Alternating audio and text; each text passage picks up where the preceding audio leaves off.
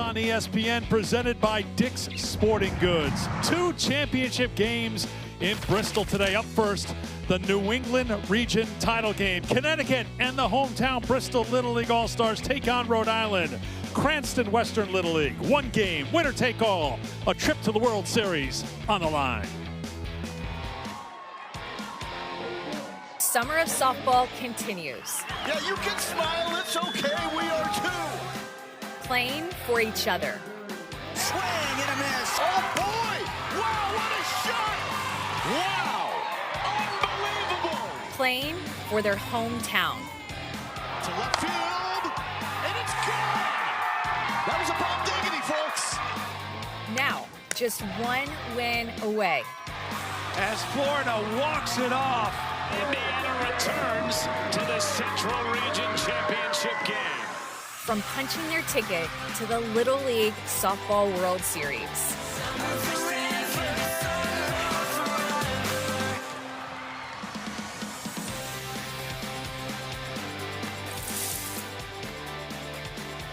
Tickets to be punched today here in Bristol, the New England and Mid-Atlantic regions. It will be Pennsylvania and New Jersey going later today, 30 Eastern Time, Northwest and West championship games as well. Should be a great day of softball here on ESPN, and we get it started here on a beautiful day in Bristol. Great to have you with us. With Michelle Smith, I am Eric Freed, and we start with a rematch. It's Connecticut and Rhode Island. These 2 teams met yesterday. It was all Connecticut.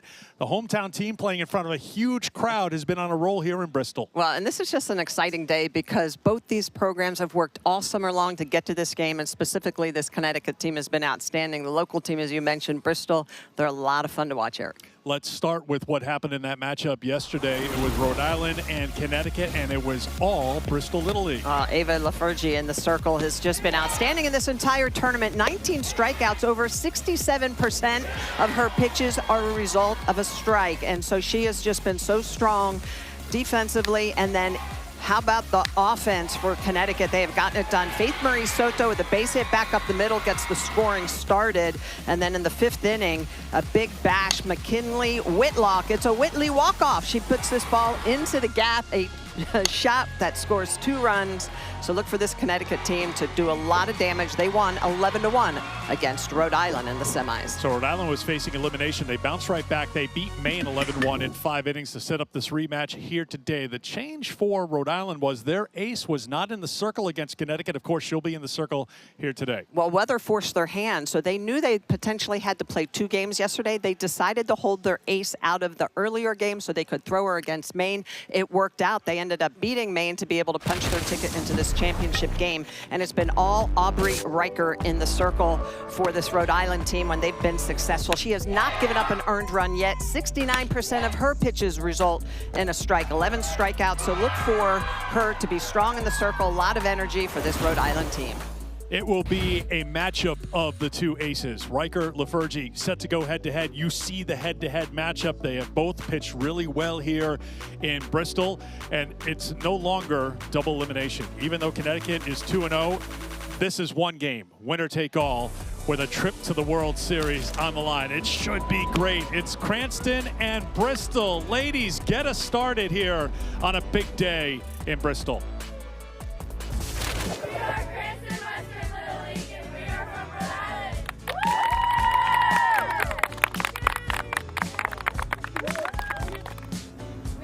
Bristol Girls Little League Softball from Bristol, Connecticut. Yeah!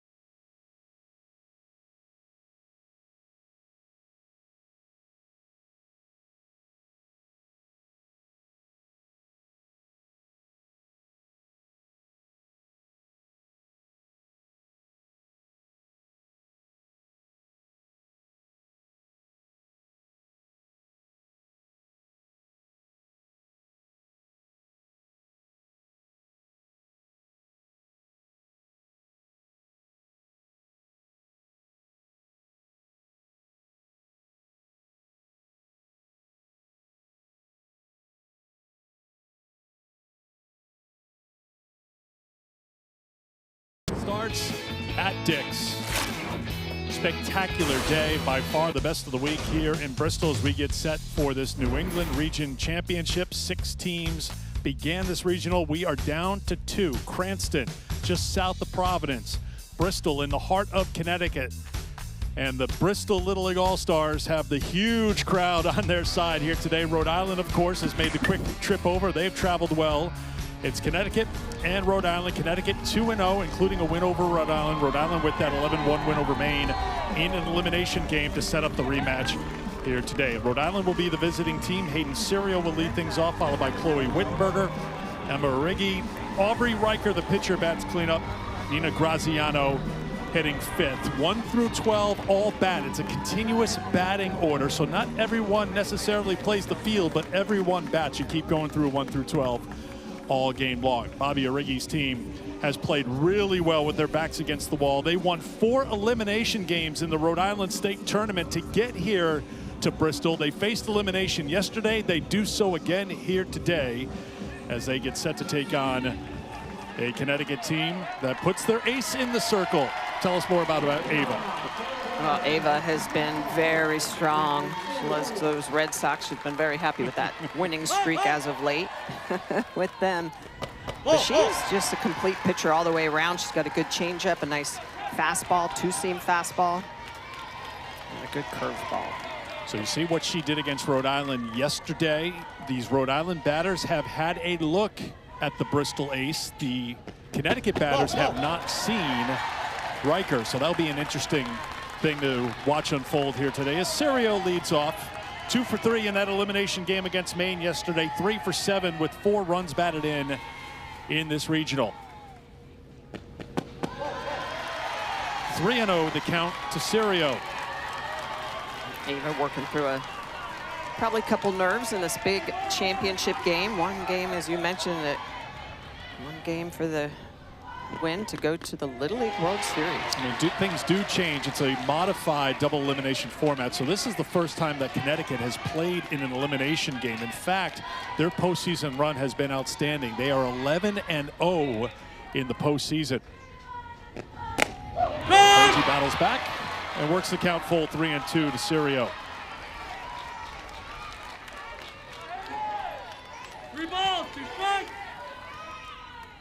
Rhode Island 2-1. They defeated Vermont on Sunday. Then they had a long wait to take on Connecticut yesterday. LaFergie gets the strikeout, 1 down here in the first. How about LaFergie? She starts out 3-0, but then comes back and gets the strikeout on the outer half. That's a little bit of curveball running away, and you could just see how it freezes the hitter, just unable to pull the trigger. Ava picking up the first out of the game via the strikeout. 20th of this regional tournament. In 11+ innings of work now. Dakota Green, the catcher for LaFergie. Ball 1 to Chloe Wittenberger, first baseman. Really good against Maine yesterday. 3 for 3, couple of runs scored in an RBI. 7 for 8 overall in this New England regional with 5 runs scored. She stays hot, drops it in for a base hit. Gets away from the center fielder, but tracking it down is Lucy Callett. And Wittenberger has another hit. She is now 8 for 9 here in Bristol. What gaudy numbers, 8 for 9. Wow, she has just been a hit machine. This pitch up in the zone, in fact, is probably a ball, but she just barrels it up, makes that contact, drops it into the green. Wittenberger on fire. Here's Emma Arrighi, who fouls it off for strike 1. Her dad down in the third base coach's box, the manager of this Rhode Island team. Bobby is mic'd up, but I think he gets a little quieter when his daughter's at the plate. If I've been paying attention here these last couple of days.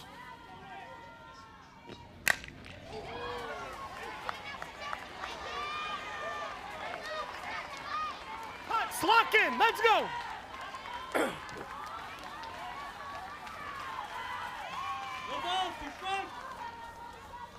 Obviously, Bobby mic'd up. Adam Whitlock, the Connecticut manager, mic'd up.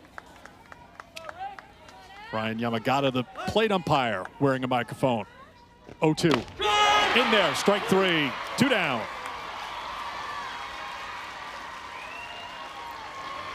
Ava going right back to that outer half of the plate. Look at this movement, and then look at the location, and that's really the key. She's done such a good job of putting that ball on the corner. It's got a little bit of curve on it, but it's well located. Second strikeout of the game, second out.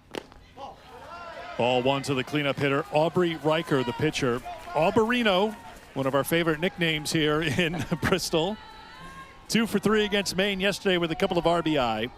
3 for 7, 4 runs batted in overall in this region. She's been so good on both sides of the plate in the circle with the bat. Fouls it off, and it's 1-1. Let's see what she has done to Michelle's point against Maine. Yeah, she was outstanding last night. Had that opportunity to be in the circle.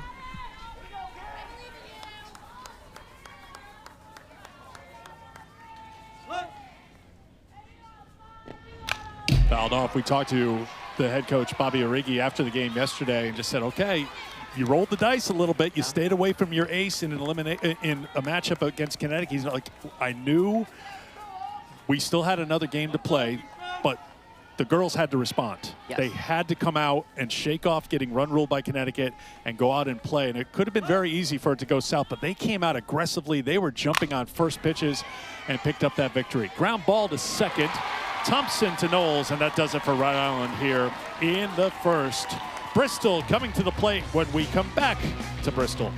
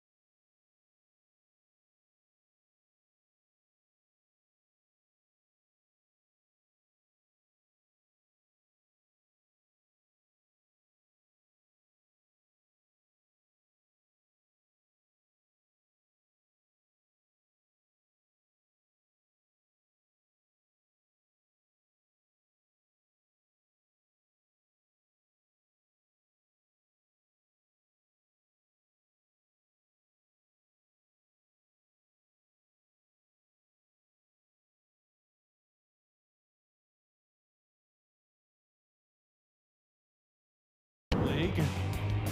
Bastians, Knowles, Khaled, 1, 2, 3 in lineup. This is a Connecticut team that beat Maine 4-1 on Sunday to get things started and then knocked off Rhode Island yesterday. 11-1 in 5 innings. Michelle referenced. We've been dealing with a lot of rain this week, shuffling schedules around. Everyone's done a fantastic job just rolling with the punches, including the grounds crew and the staff here for Little League. And here we are on schedule in this last day. Again, 1 through 12 will all bat for Connecticut. Adam Whitlock mic'd up. Hey, Lucy, who's better than you? My girl. He'll head down and coach down at third. This group has had tons of success, but this is the first time that they'll face Aubrey Riker here in Bristol. Yeah, Riker has been so good. She's got 7 strikeouts in her 9 innings of work. She throws a lot of strikes. 69% of her pitches are recorded as strikes. She's got a good fastball changeup combination, but she also will throw a curve and a drop. So a lot of movement, as well as experience and energy in that circle. Starts a strike one to Lucy Bastians. We talked to Lucy a couple of days ago because obviously huge crowd here turning out to see the hometown kids, and she says it's like a dream being on the field with all the noise and just seeing all these fans here at Breen Field. Popped up foul ground and out of play. Chloe Wittenberger couldn't get there. Home field for this Bristol team is Rockwell Park in Bristol, so this is not their home field, but it's a home away from home for them here today. It's great to see the support, everyone coming out to cheer on the young ladies. 0-2 the count to Bastians. Sends it out to center field. Will get down for a base hit. Leadoff hit for Lucy. That's her second hit of the region. Her dad, Mike, coaching down at first, so he's pumped up. Now she's going to get a pitch that is upstairs, almost out of the zone, and she just barrels it up, puts it out onto the green. Really good piece of hitting, keeps her eye on the ball. Big opportunity here for Connecticut in the bottom of the first with that leadoff on. Here's Kiva Knowles. Swung on and missed, gets away from the catcher, Castillo, and taking second is Bastians.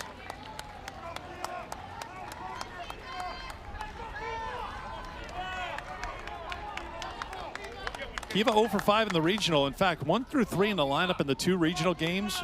A combined 1 for 13. Looking to sacrifice, and that's a foul ball.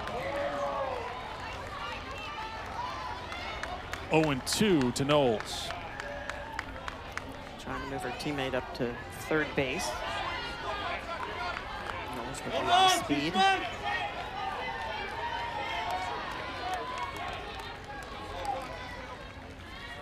Once again, Riker ahead in the count, 0-2.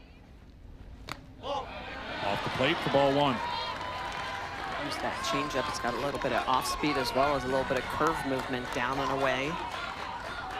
Good job by Knowles not to chase that out of the zone.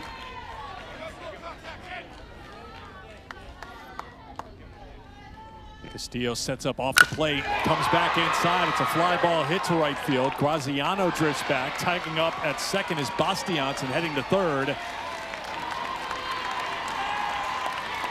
One away here in the first, and Connecticut threatening. That is great base running by Bastians. It's so easy to want to take off, think that ball's in the gap, want to score from second base, but you have to make sure that ball gets down. It doesn't. It's a good catch, but Bastians able to tag up. Here's Lucy Callett, center fielder. Looking for her first hit of this New England region. Looks to bunt the run in. Here comes the play at the plate. Not in time, 1-0 Connecticut. How about Connecticut getting aggressive here in the first with the squeeze? The squeeze to score play. The game's first run. Well, and Eric, to your point, it's well executed as the bunt goes down. Callett is going to make sure she gets this down and to the right side. First baseman Wittenberger picks it up to throw to Castillo, but not in time. Look at this execution. That's exactly what you want to do. Really good job by Bristol to get on the board early here in the bottom of the first.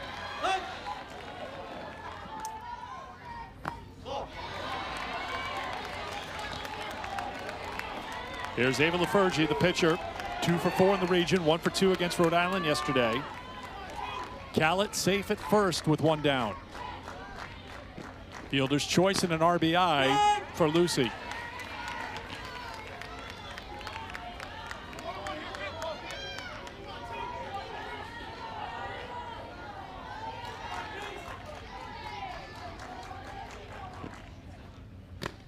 That's up for a ball, 2-1.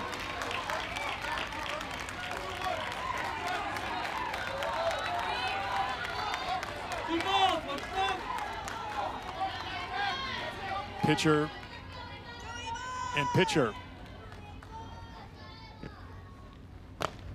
That's up, 3-1. How about both pitchers? Really big parts of their programs, both hitting the 4th hole, both outstanding, and a big reason why they're playing for this championship to punch their ticket to the Little League World Series. Riker ready with the 3-1. 2 on with 1 out for Connecticut. It's just the 4th walk that Riker has given up in this Little League Regional. First of the game. Yeah, went 5 innings yesterday against Maine. Gave up 5 hits, just the 1 walk and the 4 strikeouts. So she's had good control. And right now, a little conversation with the players in the circle, the battery, Castillo and Riker, now together. Well, Whitlock has some power, so I'm sure they're discussing a little bit about how they want to approach her, especially now with another runner in scoring position.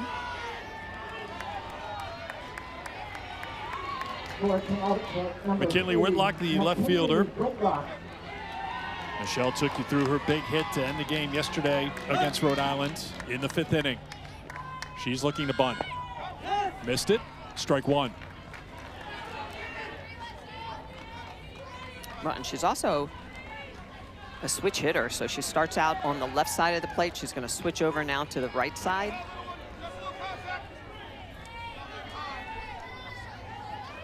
Don't see that a lot in softball. It's pretty unique.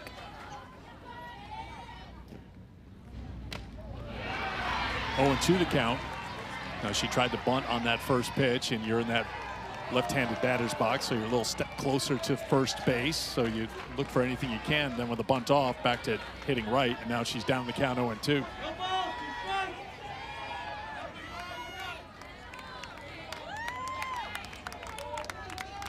Riker could really use a strikeout right now. Little bloop to the shortstop, gloved there by Alyssa Chattel. 2 down.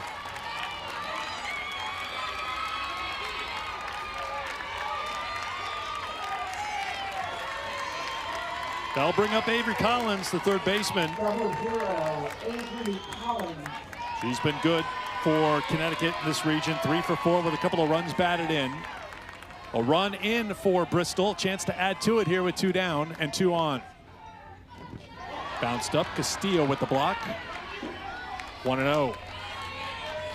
Great job by Castillo to keep that ball in front. We saw her working hard last night against Maine.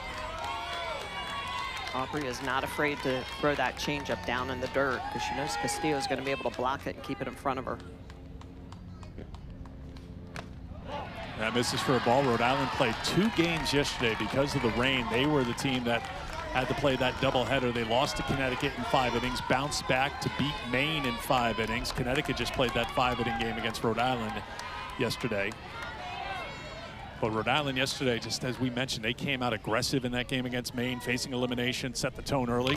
But right now, Bristol trying to set the tone in the first inning with a run in already. With a trip to the World Series on the line for Adam Whitlock's team. 2-1, the count to Collins.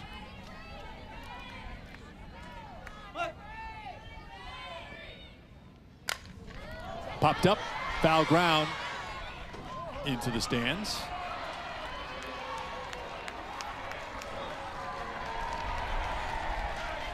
Did we have a catch or did we have a catch on the hop? Because I was screened. I'm going to assume the way he's selling it, it could be either way, but I'm going that's a catch. Another 2-2 to Avery Collins. Count is now full.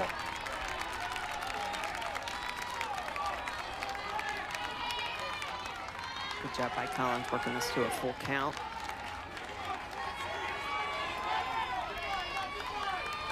This Bristol team, very disciplined. They don't strike out a lot. Only 7 strikeouts in their 2 games here in this regionals. Fly ball, shallow right field. Charging in and making the catch is Graziano to retire the side. So 1 run in for Connecticut, and they love it here in Bristol. Well, how about playing a little small ball? They get a suicide squeeze to get on the board, and of course, this heavy Bristol favorite crowd is loving it.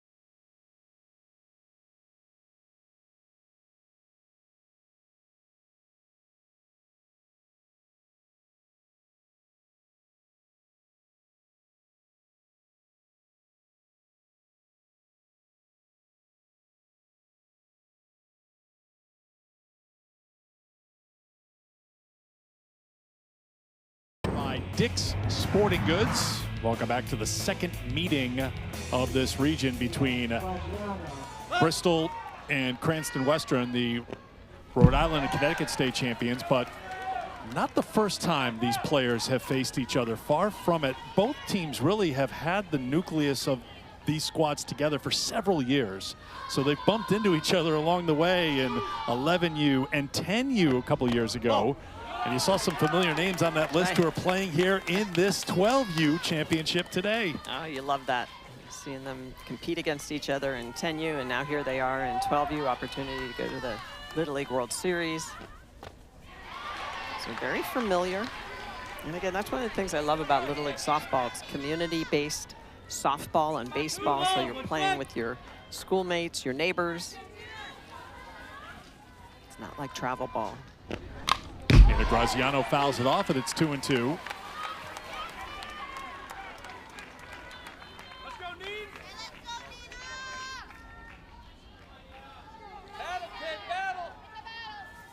2 balls, 2 strikes. Nina's got some great speed. She's had a great regional, 5 for 8, 5 RBIs, and has a home run as one of those 5 hits.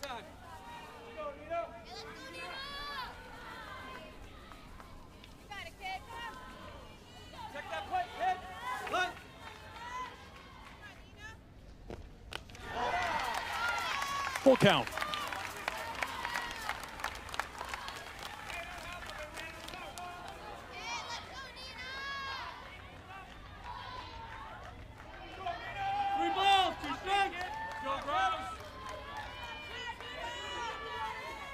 Second time that Lafergie has gone to a full count against the Rhode Island hitter. Battles back and gets the strikeout. That is her third. All 3 strikeouts looking. 1 down. Well, she has been so strong on the outer half, but this time she comes underneath the hands. Look at the location of this pitch. It's on the inside corner. So after working all these righties outside with that curveball, she comes back underneath the hands, freezes up Graziano to pick up her 3rd strikeout. All 3 looking. Here's Alyssa Chattel, who fouls it off for strike 1.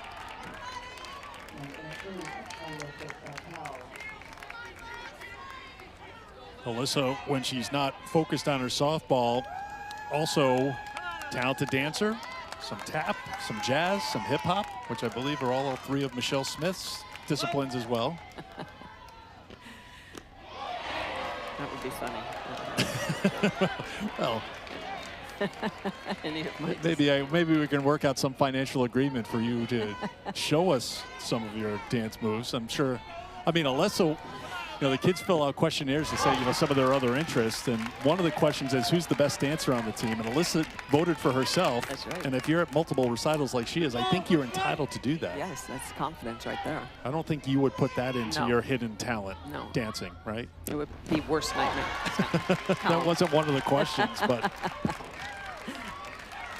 Well, I love the fact that a lot of these young ladies are well-rounded. They play other sports. I like to see that at this age level. Play as many different sports, or dance in this case, that you can, because it just improves your athletic prowess, your athletic ability. There's a strike. Obviously, you're a 2-time Olympic gold medalist. You were focused on softball, but growing up in New Jersey. Played field hockey, played basketball. Played a lot out of anything that had a ball that I could run after. And then when it was softball season, it's like now you're ready and fresh, and you haven't done that 12 months out of the year. You're got to stay hungry. Yeah. Absolutely. So Chattel will dance on down to first. She's got the walk with 1 out to give Rhode Island their second base runner. Just the 6th walk of the regional given up by Ava. First seed. Ava is stretching out a little bit. As we watch her right now, just was grabbing her hip, the right side, and just reaching back a little. No strike 1. Nice curveball on the outer half.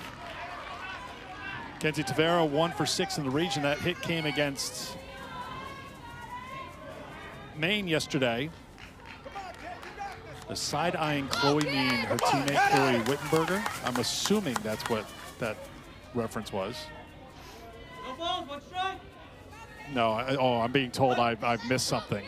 I was on top of 6-7 yesterday with the Riker post-game interview, even though that's a few months old, because she threw 67 pitches yesterday. We've said, oh, you threw 67 pitches, and the whole Immediately. her eyes got wide, and then her teammates were behind her, and they all did the 6-7 thing. But I'm being told that I'm missing out on something else here. I'm going with what I said. She's got a teammate named Chloe. 0-2. That slap foul.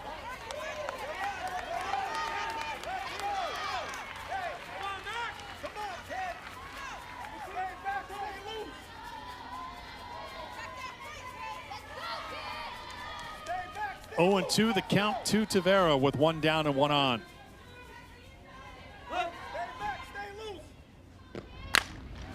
Another one fouled off. Oh, I have been sent the side-eyeing Chloe, and I do know what that is. I just didn't know what that one was called. I thought it was the uncomfortable child in the car seat in the back seat. That's just this narrows it down, but now I think. It's her favorite meme. Yeah, now I know what that. I didn't know her name was Chloe. That's right. I'd like to thank everybody who's just been sending me that in real time just to make sure I knew what it was. So now I can reshare it with friends. LaFergie dials it up. There goes the runner sliding in safely with a stolen base. Ball ends up in the outfield, backed up by Khaled. So Chattel to second with 2 down. A strikeout of Tavera. That's number 4 for LaFergie. Ava going up in the zone. So this is a rise ball. And then Green, Dakota, the catcher, the throw down. A lot of traffic going on with that swing and miss on the strikeout. So that ball floats away. Here's the catcher, Mila Castillo. Tried to check her swing. They'll appeal, and third base umpire Bradley Watson says she checked. Mila 2 for 3 against Maine yesterday. A couple of RBI in the regional. Opportunity here to bring in a run with Chattel in scoring position and 2 down.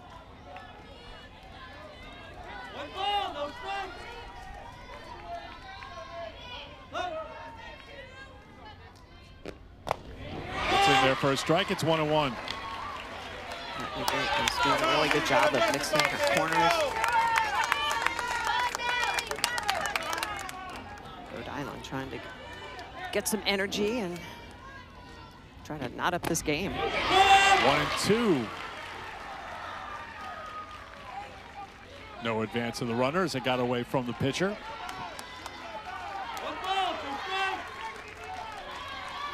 LaFergie, once again, just with tremendous command, working it inside, outside.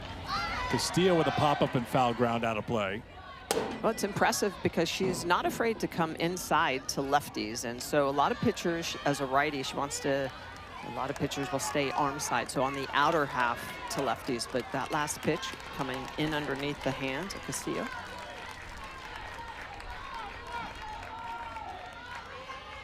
Another 1-2 pitch coming to Castillo. 2-2.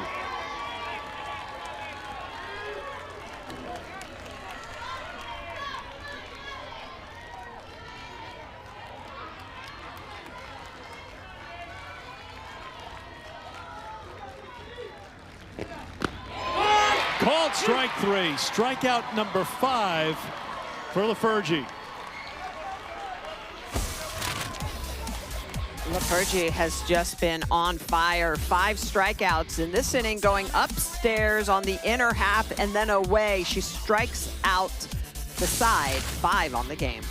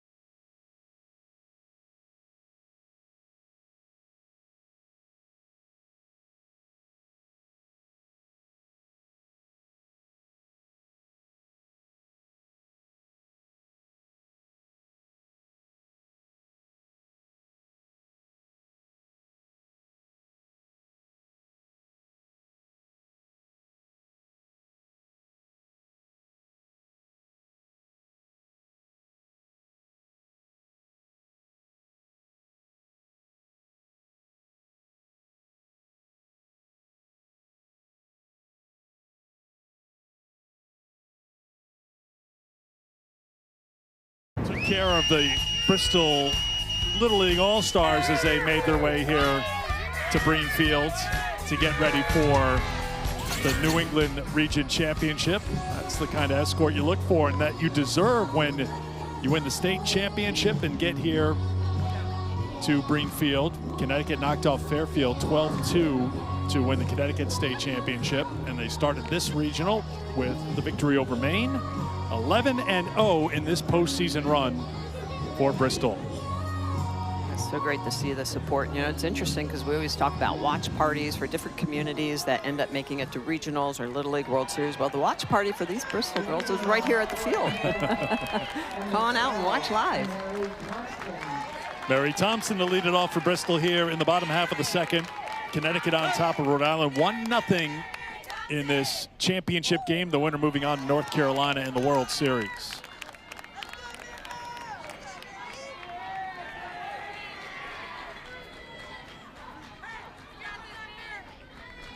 Mary yesterday against Rhode Island walked, was hit by a pitch, scored a couple of runs in that 11-1 win in 5 innings. 1-1 the count to the Connecticut second baseman.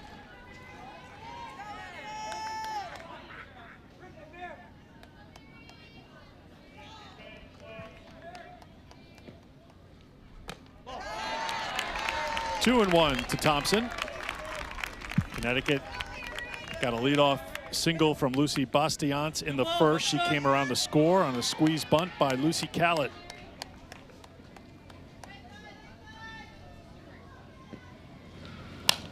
In on the hands and moving over to make the catch as Serio from third. One down for Connecticut here in the second.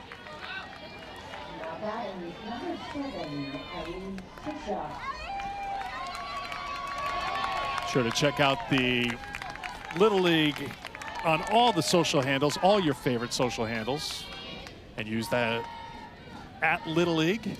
Join in the conversation that way. Yeah, Little League social has always been very active. I get to reshare a lot of great posts. They're on the gram, on the Twitter. Tapped on the right side. Tag made by Wittenberger. Ellie Tisha is retired. Quickly 2 down for Riker here in the second. For Connecticut, number 99, Riker doing a good job. She's retired 4 in a row now. A couple of quick outs in this inning, trying to get her offense back in the dugout to pick up the bats.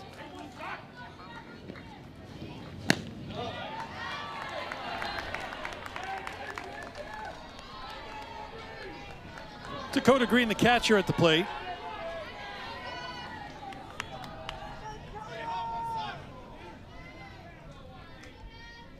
Dakota 0 for 2 in the regional. Sends out to center field, and she's aboard. You know, players are asked who their favorite softball player is, who their favorite athlete is. Dakota went with a new name, but one of the biggest names in softball, Kendall Wells, as her favorite. She of the 39 home runs for the Sooners this year. So Dakota going with the top freshman in the country. That's a good pick, Dakota.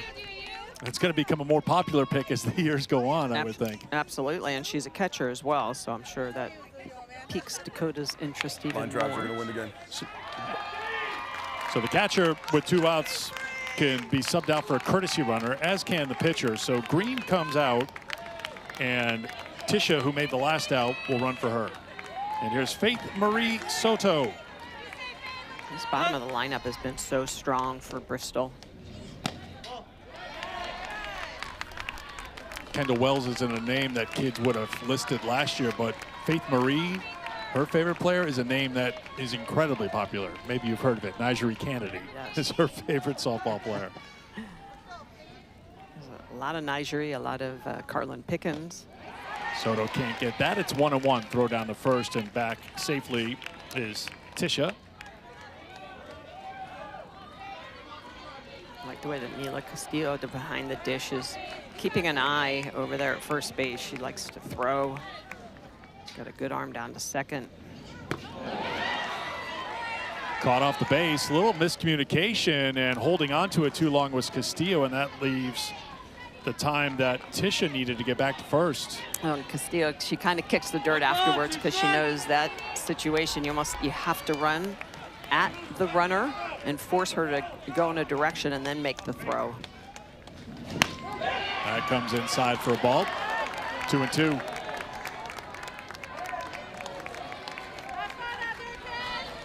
Castillo doesn't agree back behind the plate, nor does Riker, asking where it was to the plate umpire.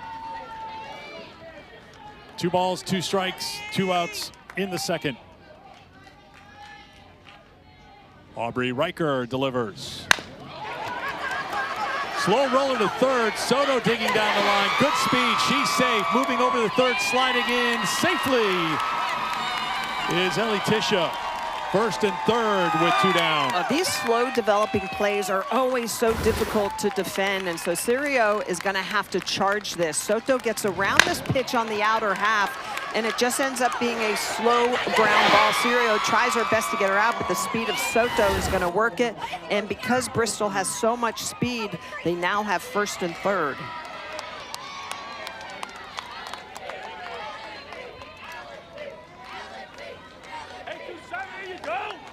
Here is Alex Patterson. Patterson to the right side. Origi makes the play, and Connecticut leaves 2 stranded in the second. 1-0 Bristol as we head to the third.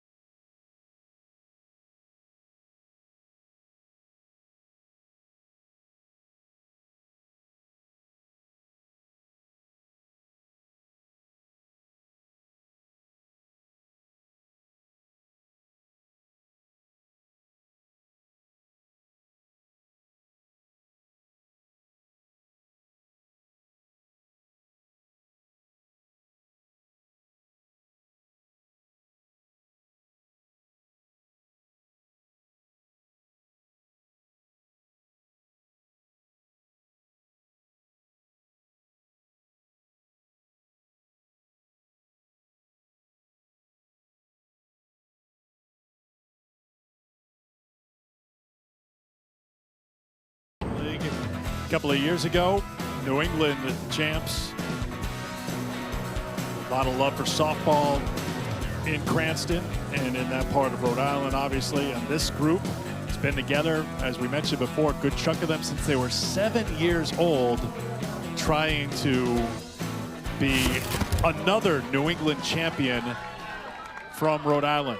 So it was Cranston back in 2024, but you can see Guilford, Connecticut last year, Milford 22 and 23. The recent champions here at the New England Regional will be either Connecticut or Rhode Island again this year.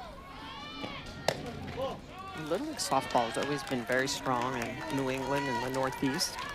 Great programs for both boys baseball and girls softball.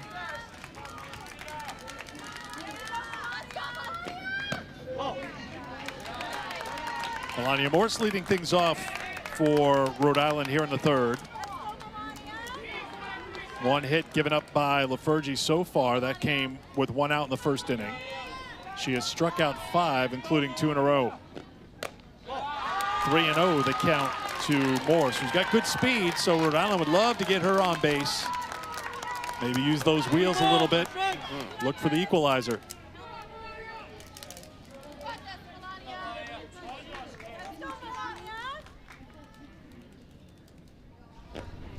Taking all the way for strike 1. Melania 2 for 4 with a run scored in the region.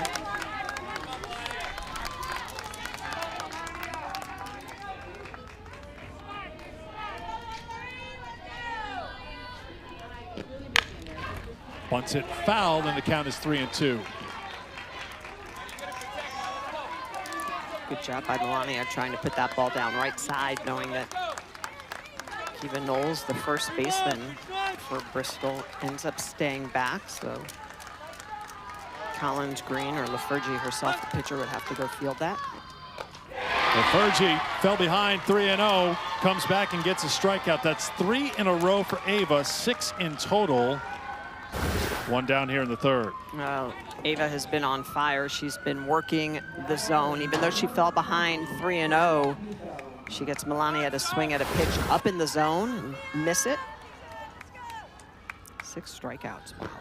Here's Sophia Pizzo, who takes strike one. She was part of a really cool moment yesterday. We had Bobby Origi mic'd up in that moment when he was giving her a pep talk saying, "Make your mark." And she delivered with a 3-run triple in the 4th inning that broke things open in that elimination game that gave Rhode Island a win and a spot here in the championship game. Yeah, it was great. He told her to make sure you're swinging at strikes, so don't chase anything out of the zone and make your mark. And boy, did she do that. She laid off a couple of pitches out of the zone, got the one she wanted, and bashed it. Right now, Lafergie is dealing 4 straight strikeouts, 7 in all. 2 down. Lafergie with that curveball in the outer half has really been so effective against these right-handed hitters against Rhode Island. You can see a little bit of down, a little bit of outward movement on that. Great velocity, really good placement. And Lafergie with the big smile every time she picks up a strikeout. 7 on the afternoon. And she looks more comfortable. We had that shot last inning. She was kind of grabbing back at her hip and her back, but I haven't seen too much of that here, so she seems to be just fine right now. She has been good in this regional. The 2 games leading up to this one, 11 innings pitched, 19 strikeouts. But it feels like she's found a different gear here in this championship game. Just watching her so far, she faces Brooke Dolan. Every out recorded has been a strikeout except 1 ground ball. She's working on the walk and a base hit.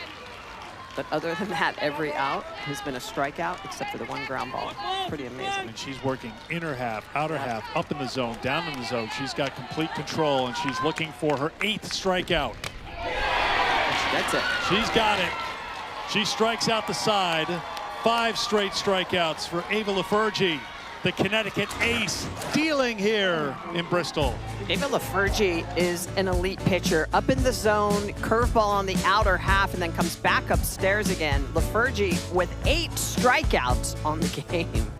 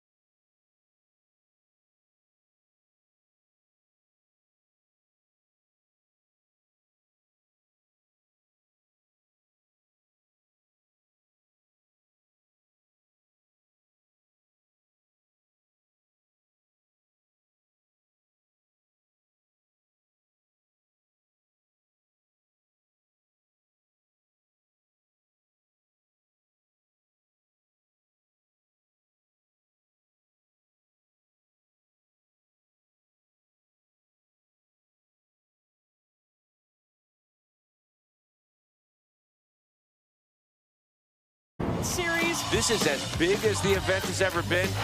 12 strikeouts tonight. Find the glove! It is out of here! The competition has definitely elevated. The best is yet to come.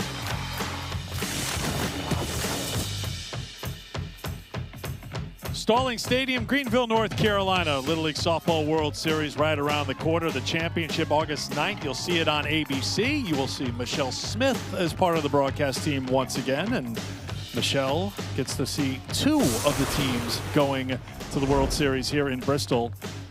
And these are the tickets punched already, as 4 will be punched today, 2 here at Greenfield.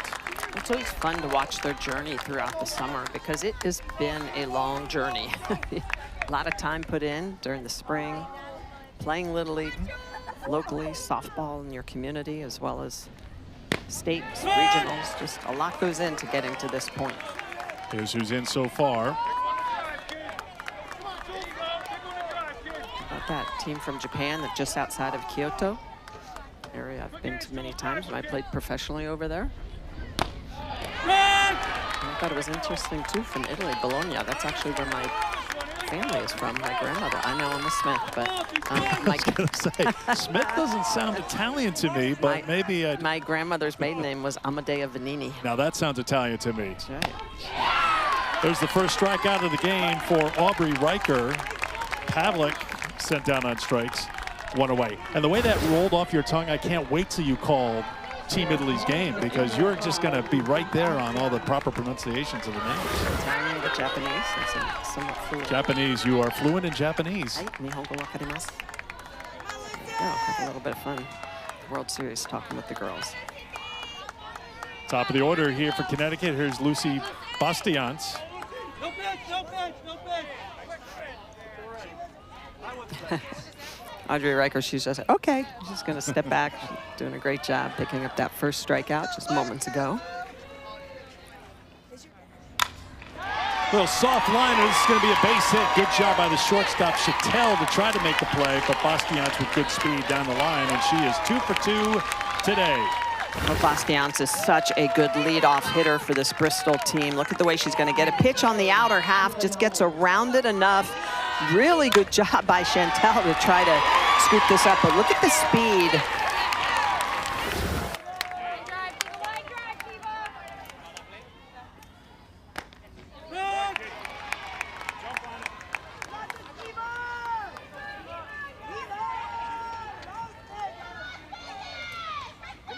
Kiva Knowles flied to right her first time. Kind of a defensive bunt as Riker worked inside.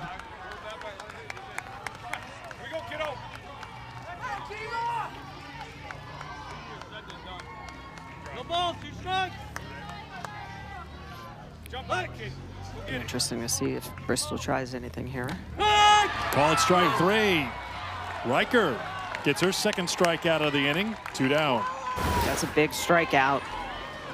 Not allowing the runner to advance, pitch on the inner half, and Knowles knows it immediately. Frozen on that pitch on the inner half. Second strikeout of the game for Riker. Here is Khaled, who had the squeeze bunt that brought in the run. 8 straight strikes thrown by Riker, who's dialing in the control right now. Yeah, she's starting to work underneath the hands, which is an important part of pitching. Being able to work both sides of the plate so that the hitters don't know as a pitcher that you're predictable or looking in one corner. Another strike, 0-2 the count now to Khaled. As you see with many of the Connecticut players, their other favorite sport outside of softball is usually basketball. Absolutely. UConn, their favorite team. Paige Becker seems to be That's right. the leader for favorite player for a lot of these Bristol kids. 0-2. Khaled with a fly ball to center. Morse comes on, and she's got it. And that will do it for Connecticut. It's a 1-0 game after 3 here in Bristol.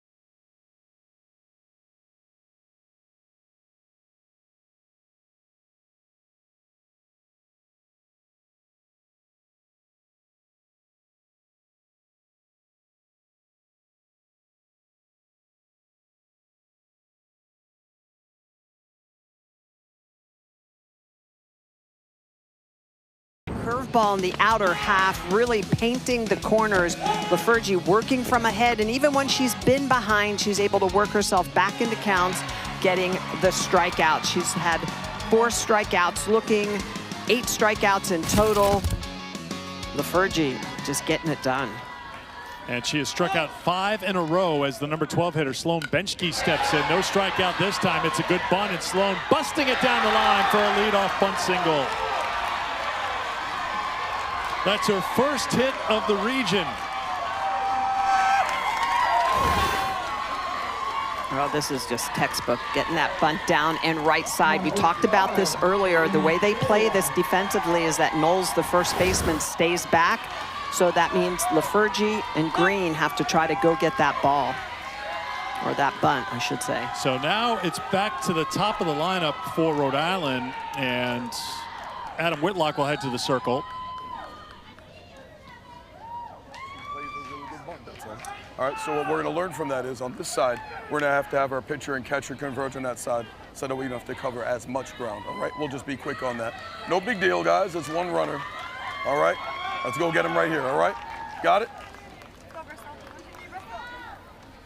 right, here we go. So Adam Whitlock, his team up 1-0. Bobby Arrighi, his team, has run into Ava Lafergie, who's been great with the 8 strikeouts, but trying to manufacture something here, just down a run in the 4th. We play 6 innings, championship on the line, and a trip to the World Series. And it's ball 1 to Serio, who struck out looking in the 1st. Well, this is the second time through the lineup. We'll see what kind of adjustments that Rhode Island is able to make. Ground ball too short, looking for the force, and it's off the glove. Everybody safe. An error by Connecticut, and the door is open here for Cranston Western Little League. Well, ground ball.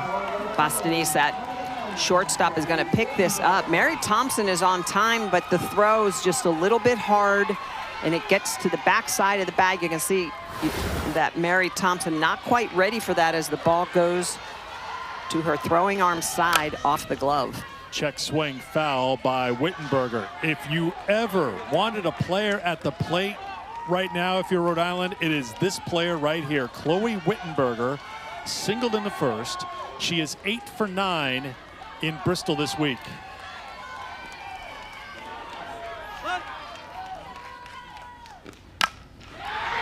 And she has delivered again.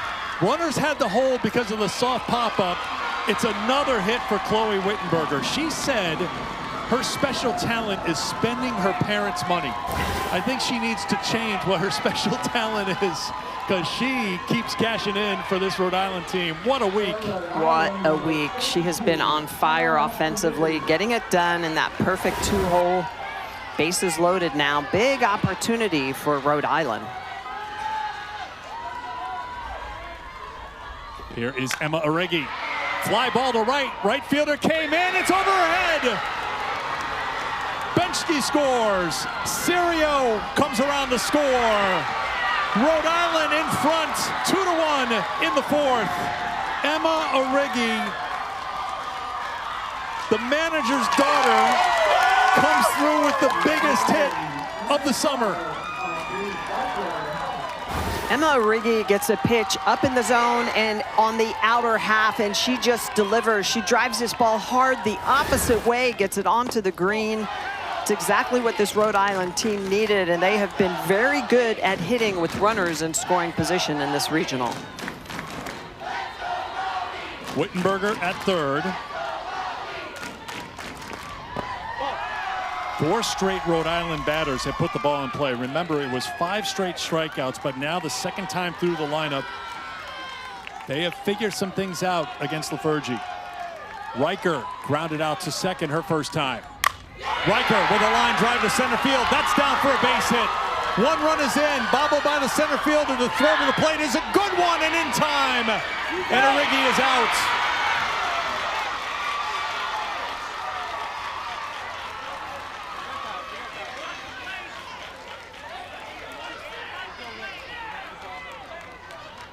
Audrey Riker's so strong in the circle, but also with the bat, she gets a pitch right down the middle and drives it right back up the middle. A little bit of bobble in center field, but a nice throw in.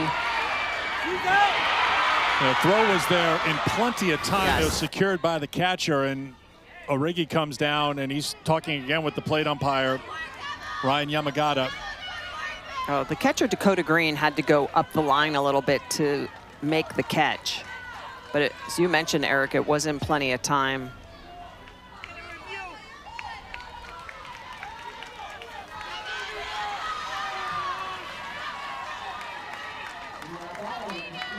So the call at the plate is going to stand.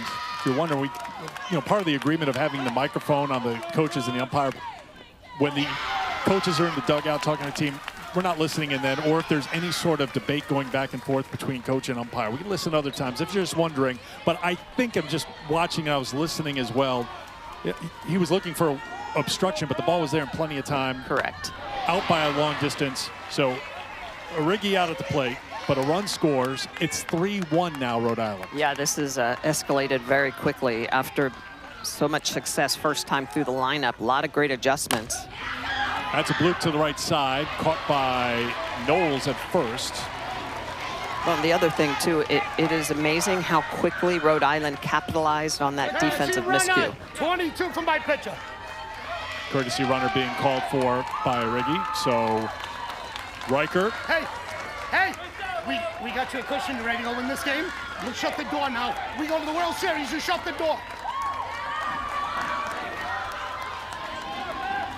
No. It's fine, Adam. It's fine. You did your job. All set. Fly ball to center. Khaled's got it, and that will do it here in the fourth. But what a fourth inning for Rhode Island. They scored 3 times, and can the ace, Aubrey Riker, now go shut the door now that there's a lead for Rhode Island with a trip to the World Series on the line.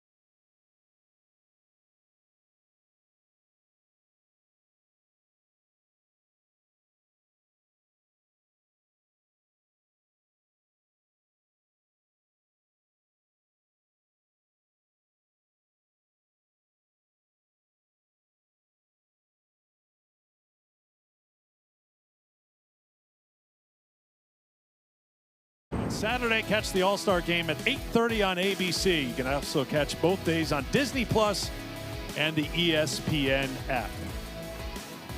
Back in Bristol, Connecticut, Eric Freed, Michelle Smith. Our hard-working crew has been fighting the rain all week, but our reward is a perfect day weather-wise, and also the reward, a thriller here with a spot in the World Series. Connecticut was on top 1-0. Rhode Island with 3 in the top of the fourth.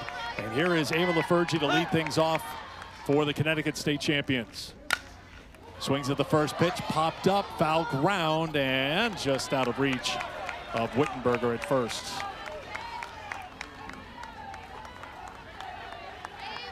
Yeah, we've seen a lot of great softball this week.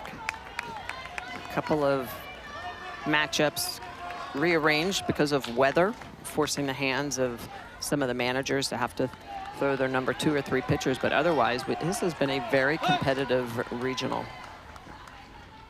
Well, that was the strategy yesterday for Rhode Island and their manager, Bobby Origi. When they took on Connecticut yesterday, he did not pitch his ace, who you see right there, Aubrey Riker.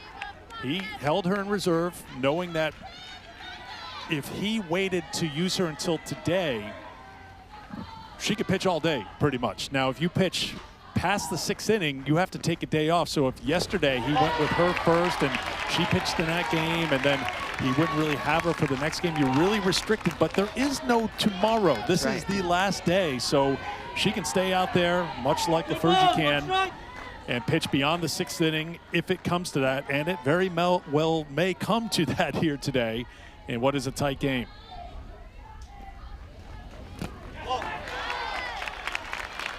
But his team was up against it because of the weather, had their game pushed back a day. So the loser of that first game with Connecticut was going to come back and have to play in a doubleheader. Credit to Rhode Island. They lost game 1. They came out determined for their season not to end yesterday. And here they are in front in the 4th inning in Bristol. 3-1 to LaFergie. 3-2. Oh, I think that was strike 2. LaFergie's not going anywhere. Plate umpire just wants a mulligan on that one. It's 3-2.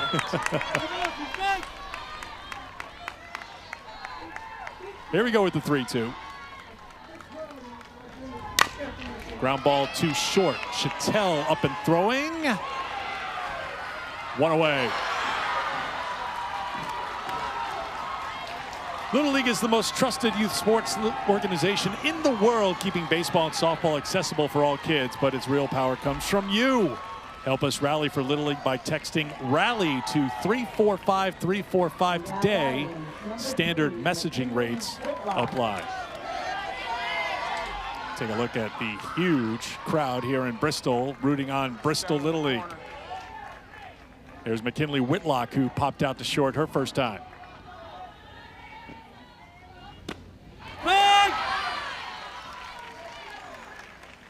What is different about Riker in these last few batters, because she has just been throwing strikes and working ahead, it seems? Well, it's interesting because she didn't have her first strikeout until the number 12 hitter last inning, and then she picked up 2 of the 3 outs via the strikeout. I think she's just working the corners a little bit more, coming back underneath the hands of the right-handed hitters, as well as working the outer half.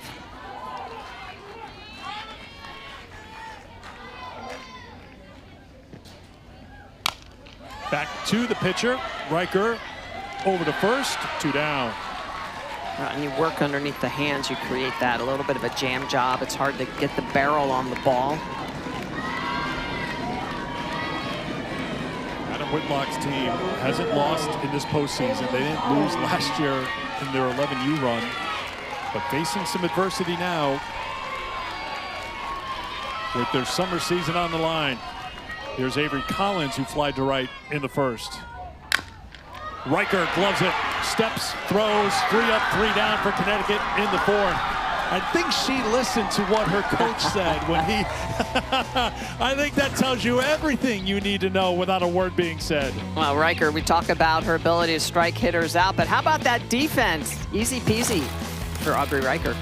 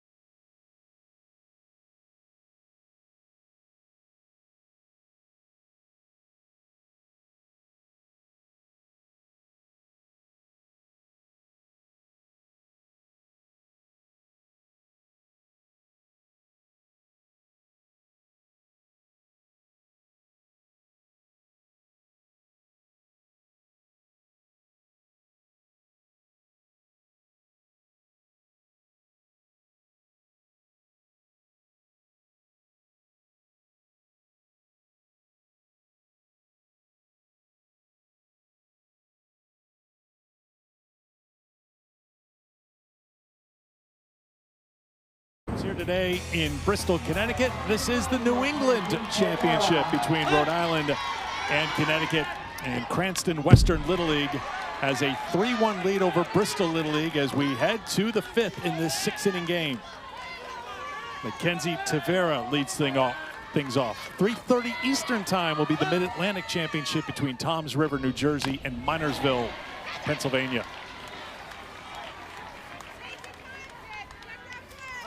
Tavera struck out her first time. 8 strikeouts for Ava Lafergie, but ran into trouble last inning, giving up 4 hits, which resulted in 3 runs crossing the plate for Rhode Island. Yeah, 1 defensive miscue and then 3 consecutive hits. The number 2, 3, and 4 hitters doing the damage. You gotta love Sloan Benchke in the 12 hole, being able to get that bunt down. That started it all. See the first 3 innings, just the 1 hit, but Benchke had the bunt single to spark things in the 4th in that number 12 spot. Fouled off by Tavera. In fact, Connecticut had given up 1 run in each of the first 2 games they played here in this regional. And they gave up 3 in that 4th inning. Riker went out and pitched a 1-2-3 bottom of the 4th after those 3 runs were scored. Lafergie gets her 9th strikeout, 1 down in the 5th. Lafergie still moving the ball around, going back to that outer half. That's where she's had most of her success on her strikeouts. That's a curveball that's got a little up and out on it. It's a little bit elevated, but she still gets Trevino to swing through it. 9 strikeouts. There's Castillo, who struck out back in the 2nd. She takes ball 1. Mila 2 for 6 in the regional.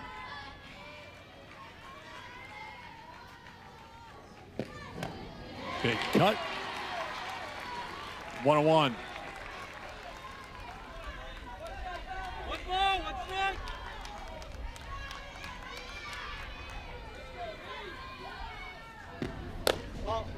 Two and 1.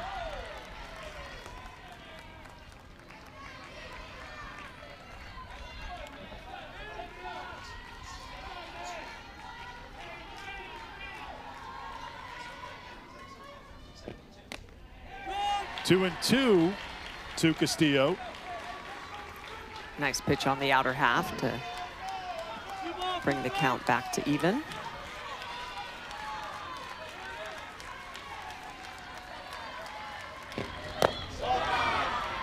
Full count with 1 down here in the 5th inning. Good job by Castillo not to bite at that pitch in the upper part of the zone, in on her hands. Let's see if she's looking on the outer half. 4th full count for Lafergie today. This will be her 75th pitch. Down the middle for strike 3. 10 strikeouts now for Ava. 2 down. Ava has been so impressive working both sides of the plate, but she goes back to the outside part of the plate, and that's exactly where I would have thrown it. You can see she's got a little bit of outward movement on that. Good job by Green. Framing that up, picks up her 10th strikeout of the game. Melania Morse steps in with 2 down. Offered at it for strike 1. Well, it's interesting. The only inning that she did not have a strikeout was that 4th inning, when she gave up those 4 hits. No strikeouts recorded. All 10 of her strikeouts in the other 4 innings. Benchke had the bunt single to lead things off in the 4th. Serio reached on a fielder's choice. An error in the field, had runners on 1st and 2nd. Wittenberger with a single. Origi with the 2-run double. Riker with the RBI single. Putting the 3 runs on the board for Cumberland. That's bunted foul, and it's 1 and 2.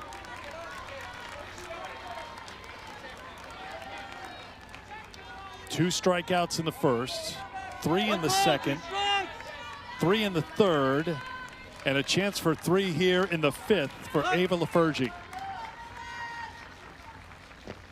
She's got it. 11 strikeouts for the Connecticut ace. It's hard to be better than Ava Lafergie here with these strikeouts. 11 on the game. Strikes out the side for the second time using the corners as well as the rise ball at the top.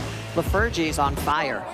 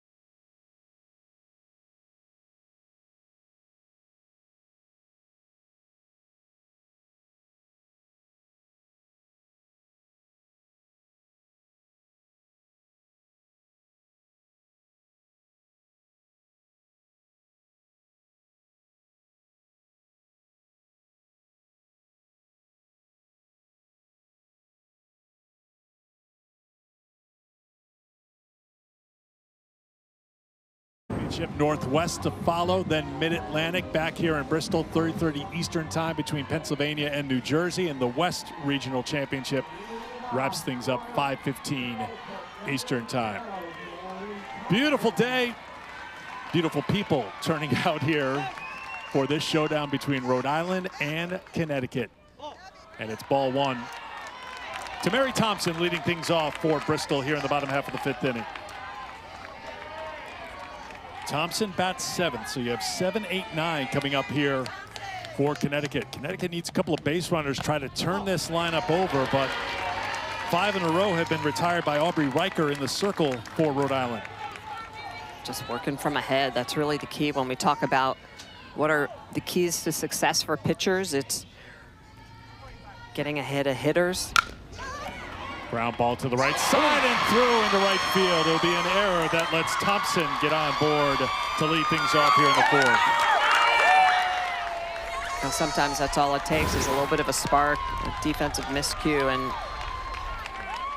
you see the way that this ball is just hit to that right side and it gets through the wickets. Well hit ball.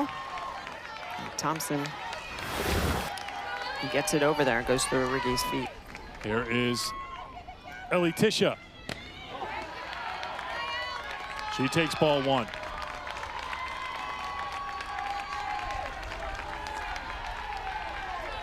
Tisha 0 for 4 in the regional, 0 for 1 today.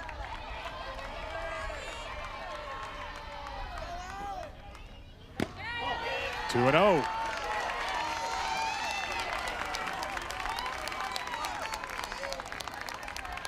Last two batters have gotten ahead against Riker 2-0 after Riker had thrown first pitch strikes to the 6 previous Connecticut hitters. There's a strike, it's 2-1. And she recorded outs to those 6 hitters, and that's really the key. We talked about it, getting ahead of the hitter, getting first outs of innings. Those are the things that help make successful. Now that defensive error they're going to try to recover from. Fouled off, and it's 2-2 now to Tisha. But that's one of the best parts of becoming an elite pitcher, is just really learning to understand that sometimes mistakes happen and just focus on trying to get the next out. Still believing in that defense that they're going to help you. Plate umpires giving a little time for Castillo, who caught that foul tip off the body. She's ready to go. Castillo's been really strong behind the dish. Called strike 3. Riker gets the K. 1 down. That's her 3rd strikeout. A non-productive out for Connecticut, so unable to move the runner up. A really nice pitch on the inner half. Castillo, good job of framing it. You can see the excitement by Riker. She knows that's a big first out of the inning. Popped up, foul, and out of play.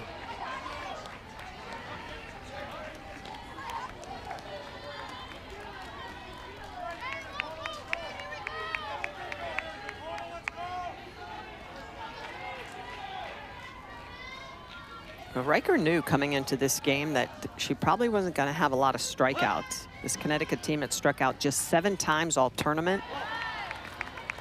3 strikeouts today, but that last one for the first out of this inning was big, especially after the error. Nice recovery for Rhode Island.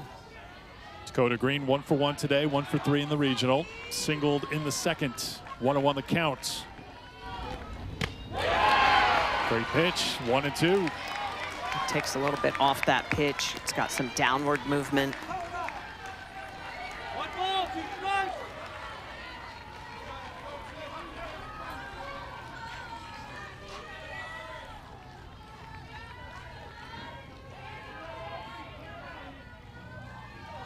Riker looking to the dugout for the sign. I don't know if that was her shaking off the dugout. She brings it. Bounces up. Castillo, another good job, as Michelle mentioned, behind the plate. Left-handed catcher. She's strong with that glove, though. Good arm throwing down. Good look at her. 2-2 the count to Dakota Green.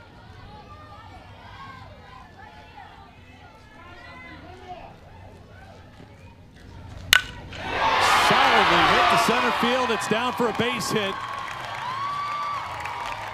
Bottom of the order coming through for Bristol. Dakota Green is 2 for 2 today. First and second with 1 out. Dakota Green is a great catcher behind the dish, but also a very good hitter. She picks up her 2nd hit of the game, driving this one a shot right back up the middle. Look at how while she barrels that up, you could just hear it off the bat. She hits that so hard that Mary Thompson had a hard time. She almost had to hold up to see if that was going to be a line drive caught in center field, but Thompson, a good job of being able to get to second safely. Here's Faith Marie Soto. Fouls it off for strike 1. Faith Marie reached on an infield single in the second. Her 3rd hit of the regional. Was 2 for 2 against Rhode Island yesterday with 3 runs batted in. She has come through in the clutch, batting 10th for this Connecticut team. Yeah, this lower part of the lineup is very strong for Connecticut. Riker pulls the string, swing and a miss for strike 2. Well, that changeup has been very effective for Riker. She gets Soto to swing through it. Moves the count to 0-2. Soto, a very good hitter. We've seen her go the opposite way. Nubbed down in front of the plate, and then she kicked it, so she's out. She was out of the batter's box, so it's an out. And the runners will be returned to first and second.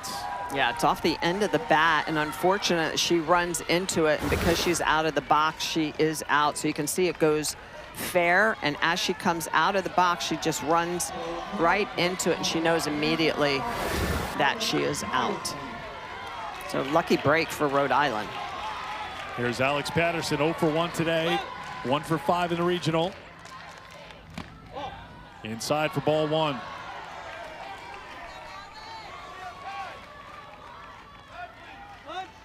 Time being called by Adam Whitlock.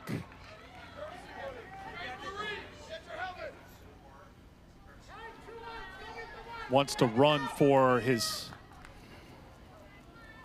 catcher, Dakota Green, at first. So Faith Marie Soto made the last out, so she'll run. Hustle, Faith!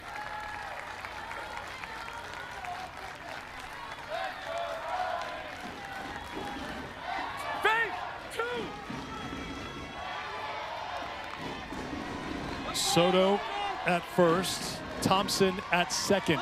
Connecticut with 2 on, down by 2 in the 5th. 2-0 to Patterson.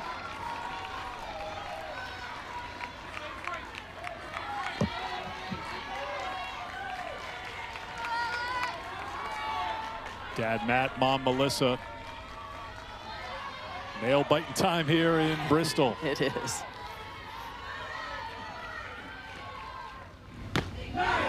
2-1. Riker continues to be strong on that inner half.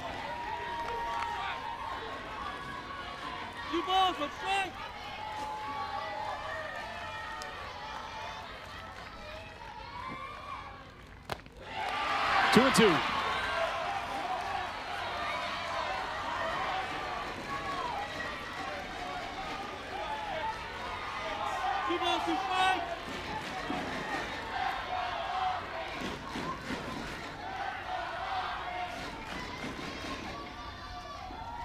Aubrey Riker delivers again. Big strikeout to end the fifth.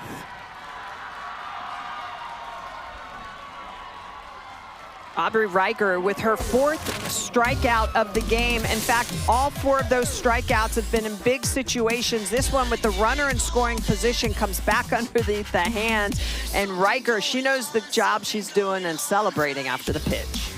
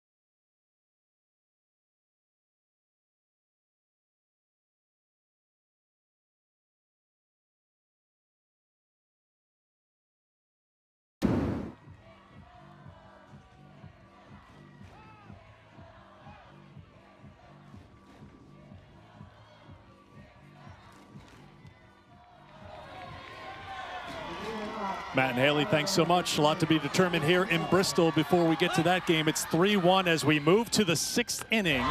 Top half of the 6th, Rhode Island in front. As Ava Lafergie, with 11 strikeouts, finds her team down by 2, playing here in their hometown of Bristol. Sophia Pizzo to lead things off for Rhode Island. 10, 11, 12 for Cranston.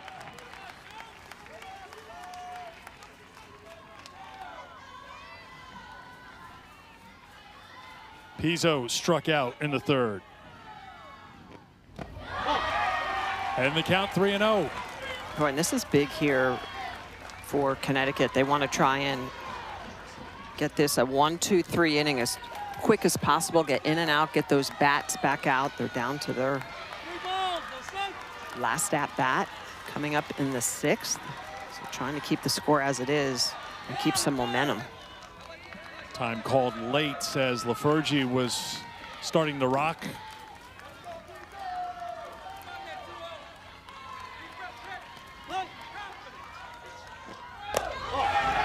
Four-pitch walk and Pizzo's aboard. 4th time she has walked in this regional. She has a knack for getting on base. Don't miss the Athletes Unlimited Softball Championship play-in tonight, 9 Eastern on ESPN and also on the ESPN app. Follow the high-stakes action as Portland takes on Chicago for a spot in the championship. Good bunt laid down. The sacrifice is successful by Brooke Dolan, moving Pizzo in the scoring position with 1 away. seen some good bunting in this game. Nice bunt defense. Here's one of those good bunters. It was a spark for this Rhode Island team. It was. Sloane Benchke led off the fourth with a bunt single. She came around to score the first run for Cranston. Expecting another bunt here. This one's fouled off.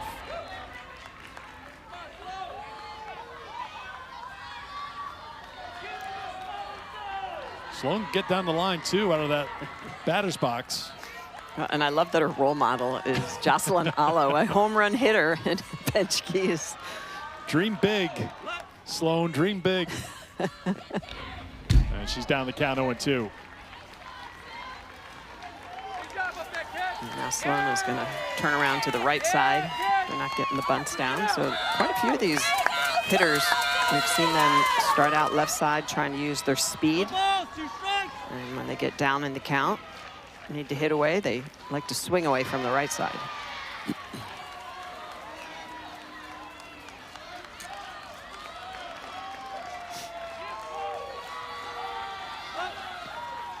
Oh, 2. 1-2. Pizzo gets pretty far off the bag with no one covering.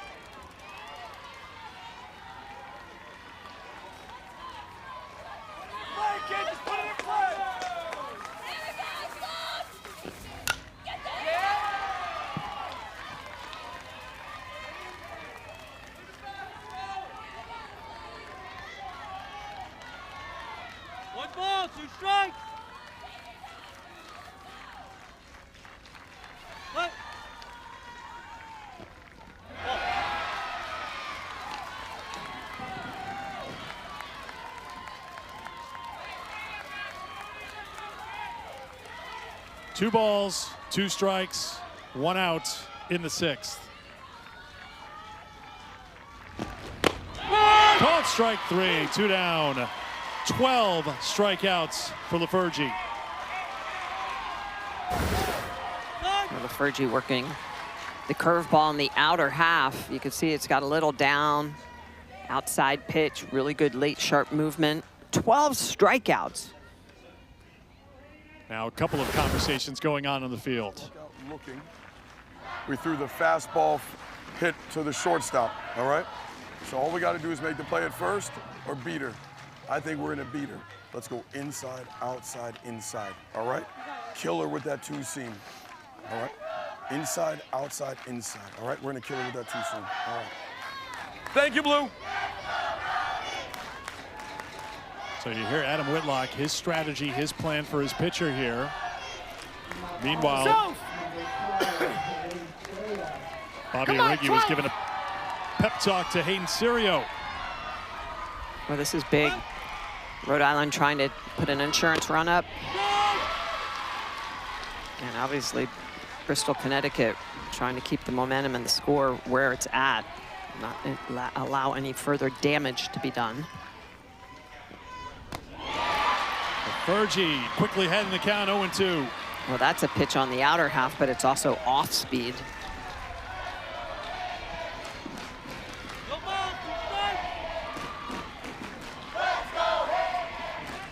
See if they come back underneath the hands like they were talking. Right side and through for a base hit. Pizzo being held at third. The throw gets away. Still rolling around. Jogging down the second is Serio, so second and third.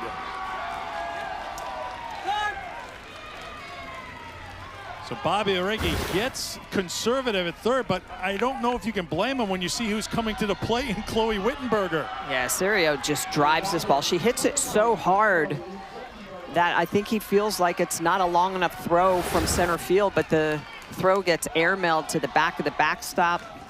But still, good opportunity here for Rhode Island to try to do more damage.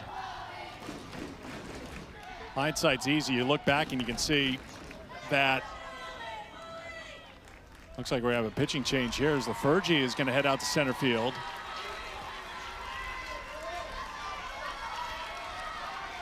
So Lafergie checks out. We'll have a pitching change here with the hottest hitter in this regional coming to the plate.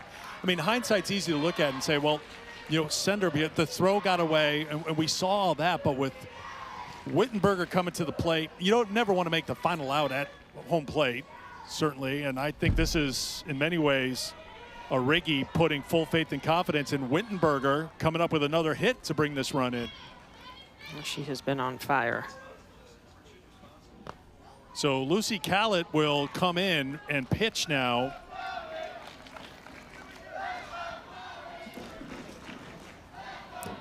Well, one of the things that this Connecticut team, we talked with them earlier in the tournament, and they said that, we have options. We've got 4 great arms. We're confident in all of them. So Callett coming in to try to get out of this jam and, again, keep that score where it is at 3-1. So she'll make her first appearance of the New England Regional with the regional championship on the line.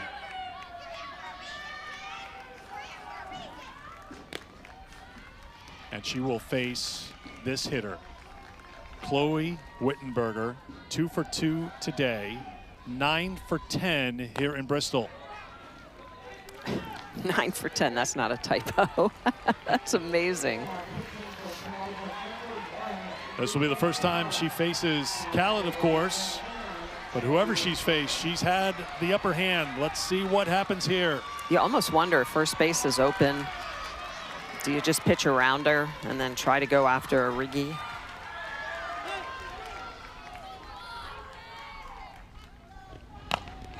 In on the hand, slow roller right side. Nobody at first. The race to the bag is won by Knowles.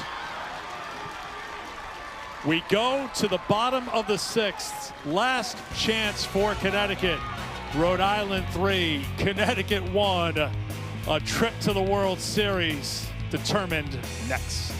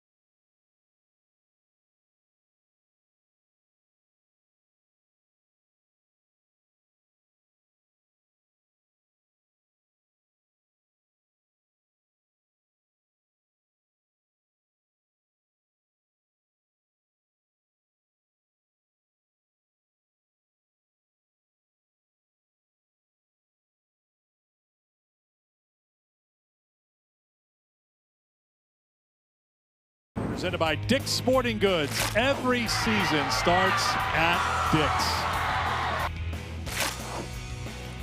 It has been a good one here. The New England Regional Championship in Bristol, Connecticut. Bristol Little League down to their final 3 outs. Rhode Island with 3 runs in the 4th. The difference right now, they had a chance to add an insurance run in the top of the 6th. Did not. We'll see if that hurts Rhode Island as Aubrey Riker starts with strike 1 to the number 12 hitter, Juliana Pavlik, who's 0 for 1 today. Could be key that last inning. Mary Thompson reached on an error. Dakota Green singled. A couple of base runners on last inning to turn the lineup over here in the 6th for Connecticut as the leadoff hitter, Bastiance, waits on deck. Well, Connecticut has their chances. They had runners at 1st and 3rd in the 2nd inning, weren't able to score last inning, as you mentioned. So a couple of opportunities and just didn't get that timely hit. 0-2 the count to Pavlik.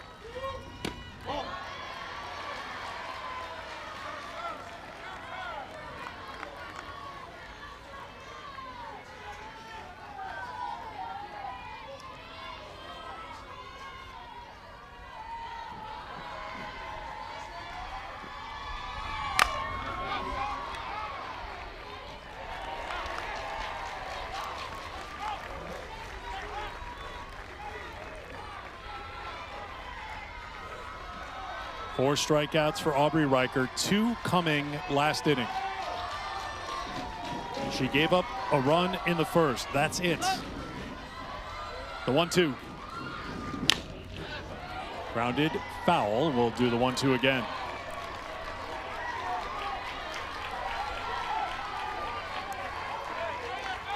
Yesterday, Rhode Island decided not to pitch Riker against Connecticut in that semifinal matchup. That sent Rhode Island into an elimination game, which they won against Maine, setting up this showdown, winner take all against Connecticut. Foul ball, and that's out of play. Well, and Coach Arrighi, he told us he felt like that was an advantage because they got to see Connecticut's ace, but Connecticut did not get to see their ace. So there was a lot that played into it. At first, it seemed like it was a disadvantage that they had to play those 2 games, but he used it to his advantage. Good at-bat by Pavlik here to get things going for Connecticut. 7th pitch of the at-bat from Riker. Slow roller to the right side. Arrighi with the toss. 1 down here in the 6th. You can just see the emotion every out this Rhode Island team records. Everybody's standing. Well, everybody's holding their breath. Yes. Fans, players, announcers, and then you get an out. You get a chance just to exhale, and then you hold your breath again. That's where we are. And Rhode Island certainly has to hold their breath with this batter at the plate. Bastian singled and scored the only Connecticut run in the first, singled again in the 3rd. Ball 1 from Riker. Bastian's has been really good.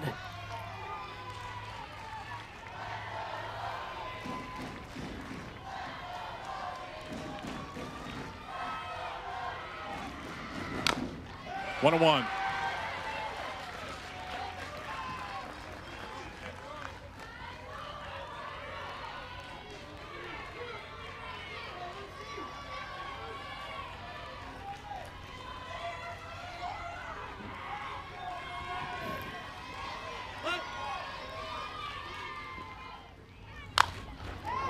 Softly hit and off the glove of Sirio at 3rd, and it's 1 and 2. Nice try by Sirio. First, I thought she was going to get to it. Going back. She's already playing deep behind the bag. You can see a little bit of a stutter step just over her glove. Aubrey Riker ready with the 1-2. 2 and 2. Still working underneath the hands.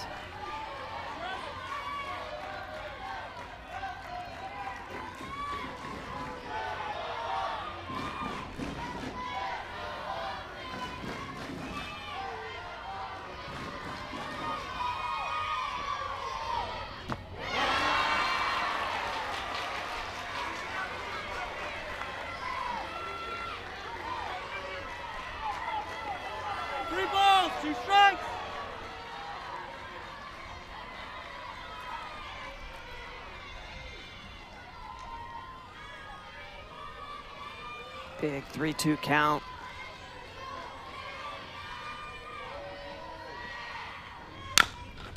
Grounded foul, and we'll do it again. So Riker, after getting to full count by throwing on the outer half, comes back underneath the hands. Great job by Lucy to foul it off. Big battle for this all-important out or base. 7th pitch of the at-bat coming to Bastians. 3 balls, 2 strikes, 1 out in the bottom of the 6th. Hot shot, that's a fair ball, and down the line will be extra bases. Bastians to 2nd, Bastians to 3rd, finally tracked down, being sent around, and she'll score! Home run in the 6th, 1-run game. What a battle by Lucy Bastians. You could see how she was battling, looking for pitches off the plate, letting them go, and then gets a pitch on the inner half and just drives this down the line. Well connected. It gets between Sirio and the bag, and it's off to the races. Benschke out in left field was slightly pulled up. great job of barreling this up, getting it down to the line and into the corner. And the way that Lucy runs, look at her go. She was not going to be denied in the park home run. Connecticut now down by just 1. Far right now, anything close, the routine ones. You're 2 outs away from your goal. They got one, so what? That's why we had a two-run insurance. Defense, do it. Defense right now. Let's go. Hey, execute your pitches and we're going. Get out of here. Bobby Riggi wasted no time while the celebration was on to get out to the circle to bring his team together to try to refocus them. Bastian's 3 for 3 today. She comes up with a key hit to make it a 1-run game. And Kiva Knowles will step in.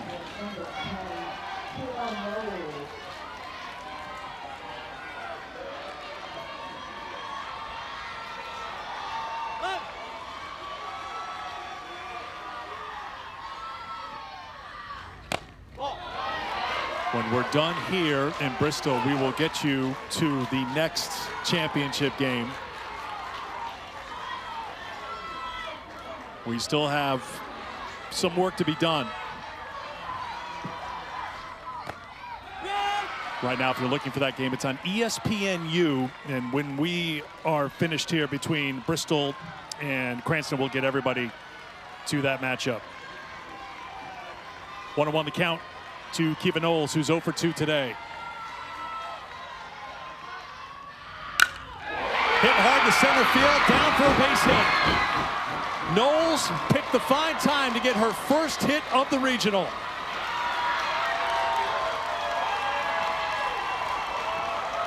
Some life still in this Connecticut team. Pitch downstairs and Knowles just goes down to get it. Look at the way she drops the barrel, gets that ball straight out to center. Connecticut starting to time up Riker this 3rd time through the lineup. Here is Callett, 0 for 2. Brought in a run on a squeeze bunt earlier. That's out of play. That was back in the 1st inning. Brought in Bastians. Bastians has homered here in the 6th. Knowles follows with a hard hit single. All right. And Callett. Line drive. She's at 3rd automatically. Gets past somebody, and you're scoring the game-winning run. All right, line drives.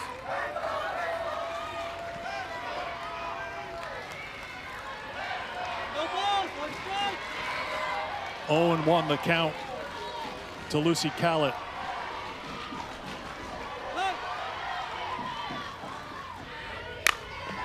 There's a line drive to center field. It's down for a base hit. Trying to go to the 3rd and getting in safely. The ball gets away. Here comes the runner.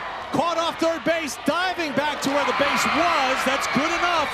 And that means that Knowles is safe. Taking 2nd base is Callett.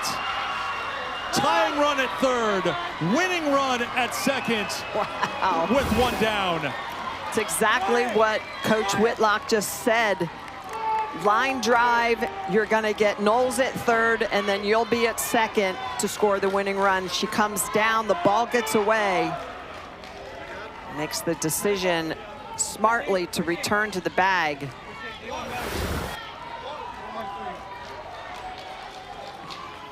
Oh, Bobby Riggi is down talking with 2 of the umpires. He is going to call for a challenge here, so they will go to video review.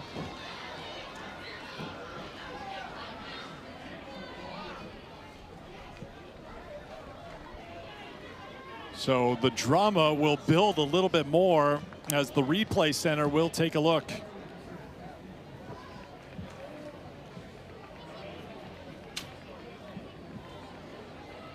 So the bases are designed to slide off their pegs for safety, of course, and saw Knowles diving back to where the bag was. You can see with the challenge, calling the field safe at 3rd base.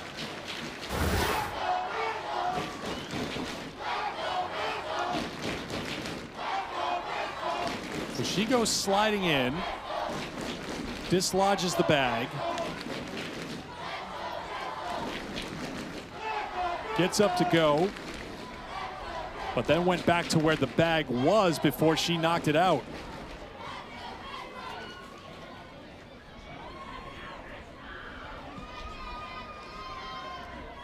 Knowles thought better of it and then just went right back.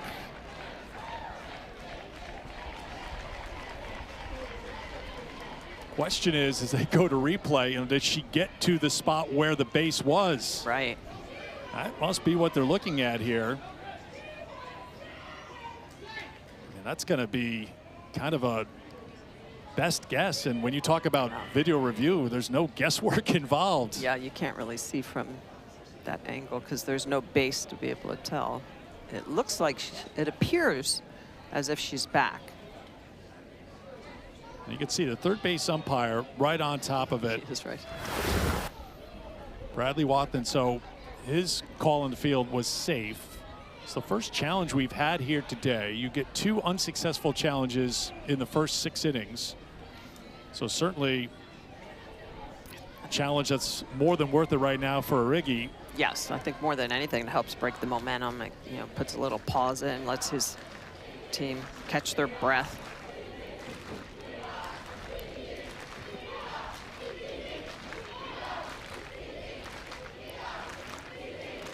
For the moment, it's a 1-run lead for Rhode Island. That will stay, but the question is it second and third or just second with 2 outs instead of second and third with 1 out?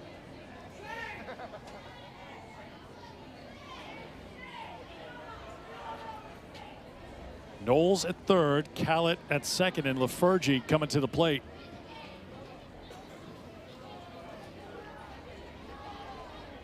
Taking a while.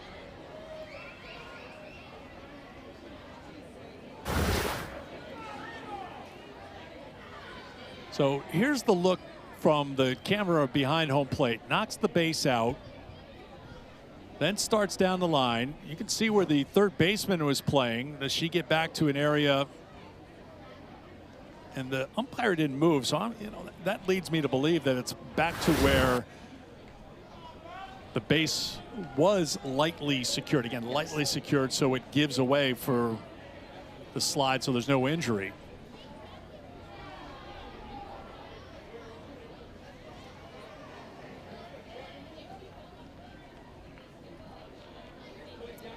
All right, headset's coming off. Here comes the call.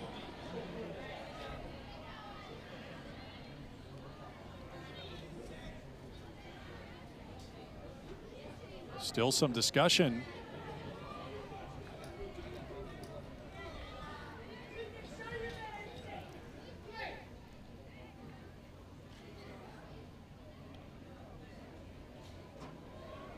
No indication from our umpiring crew, just a discussion. We are trying to get clarification as well behind the scenes to see exactly what the challenge was and what they were looking for. And just making sure that both umpires know. I think the bottom line is I see runners on second and third. That's the takeaway. Yeah, because the bottom, the foundation of the base remains there. It looks like Knowles got back to that specific area. So they have intentionally walked Ava Lafergie, so she will not come to the plate. Bases are loaded. And I think that's a good decision because now it just makes a force out at home. It's easier for the defense. It is not Lafergie that is going to hurt you. The winning run is technically at second base. Lafergie at first, Callett's at second, the winning run. Knowles a tying run at third. McKinley Whitlock is the batter. She had the game-ending hit in the 5th inning against Rhode Island yesterday. Ground ball, play to nowhere, tie game! Chattel held on to it, didn't have a play at the plate, couldn't go anywhere with it. Knowles scores. Connecticut has scored twice to tie it at 3. This must have been a hit and run because the jump by Knowles at third was unbelievable. She was running on the pitch, and you could just see this is ball angle down. So the second she sees contact, she is running, and there's really no play for the defense of Rhode Island. So now trying to pull the defense in. Outfielders are coming way in. Everybody's in. Avery Collins at the plate. Infield in, outfield in, 1 out, bases loaded for Collins.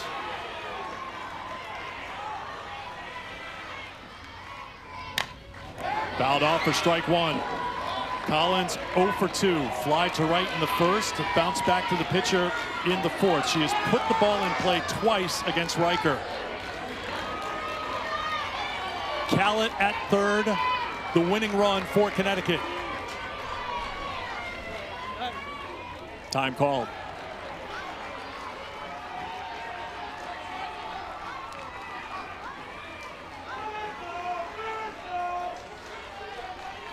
Aubrey Riker has thrown 103 pitches.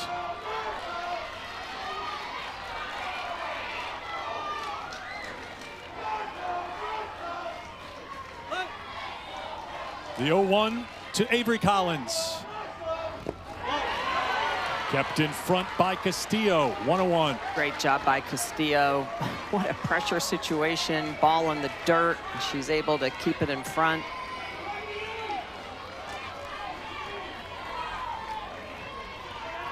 How about this Connecticut team down to their last 2 outs? They've put 2 runs up on the board. Castillo had to go back for that one, but got a good piece of it. I think it got a good piece of her. Yes. She needs a moment. Trying to flex out that knee and no call time. I'm going to bring Christine Weaving, the athletic trainer, out here in Bristol, it would appear. Bobby Origi goes out.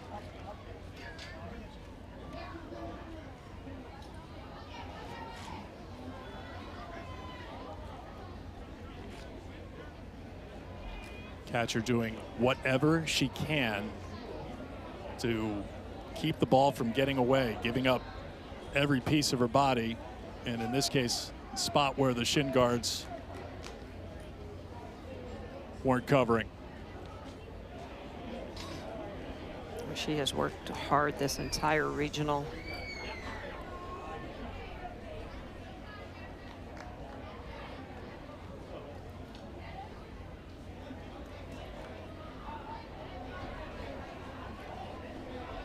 Connecticut began this inning down 3-1. Riker got the first batter on the ground out. Then Bastiance with the home run, Knowles a single, Callett a single, LaFergie intentionally walked, then Whitlock with the game-tying infield single to tie the game at 3. And they're just trying to give Hila Castillo just the extra moment, and both teams will take advantage of this. Water out to Riker.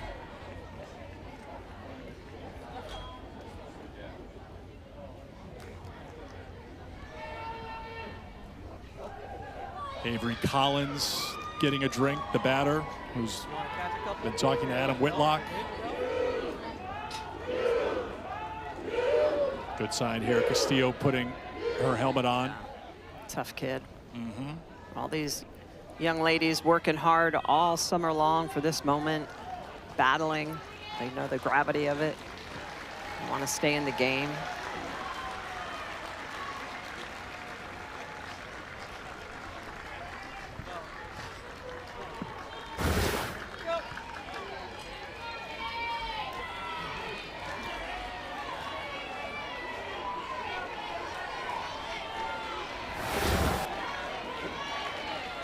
So Castillo is ready to go. 2 balls, 1 strike to Collins. Bases loaded, infield and outfield in. 3-1.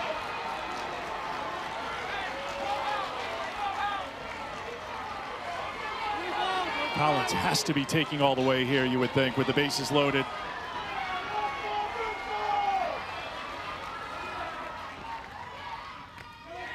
called a strike, and it's 3-2. I think she thought that was on the inner half.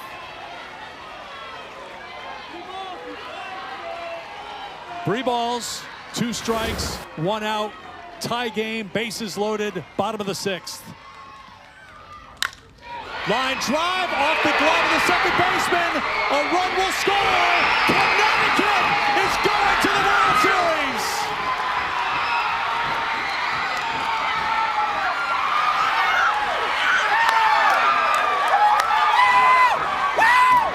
Avery Collins with the line drive back up the middle, in and out of the glove.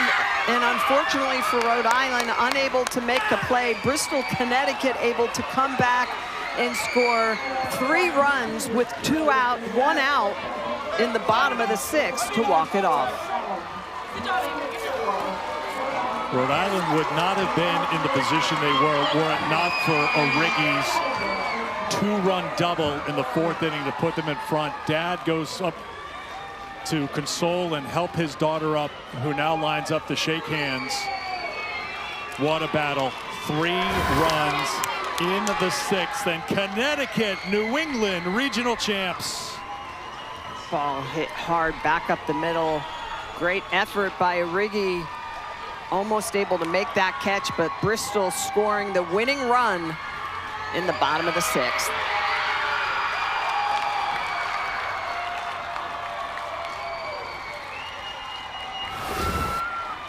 They do it in their hometown. Bristol Little League heading to North Carolina. They are the New England region champs after a walk-off 4-3 win over Rhode Island. For Michelle Smith and our crew, I'm Eric Freed. So long from Bristol. Congratulations to Bristol Little League.